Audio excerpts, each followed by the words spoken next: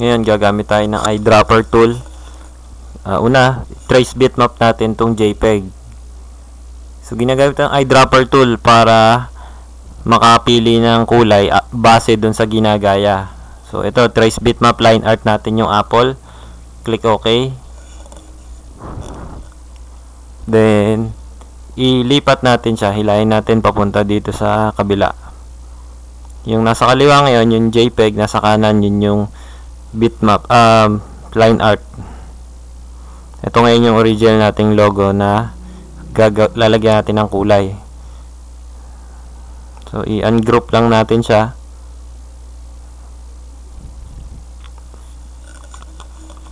Click natin ngayon itong isa.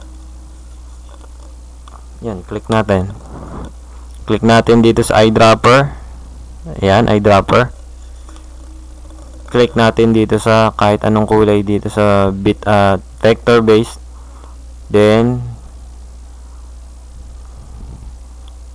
ulit, i-eyedrop natin dito.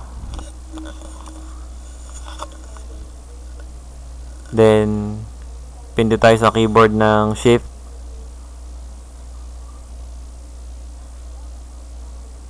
At,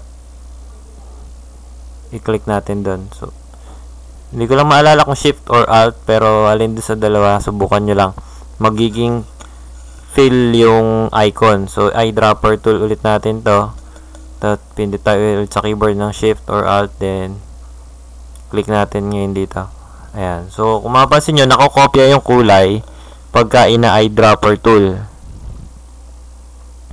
So, ganun lang ang paggamit ng eyedropper tool. So, ginagamit to para mas makuha nyo yung kulay na kailangan nyo. Ayan. So, halos ganun lang naman ng paggamit ng eyedropper tool. Simple lang siyang tool.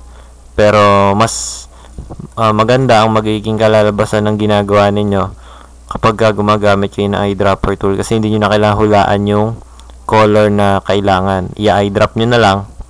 At alam na ng computer kung ano. So, halos yun lang yan.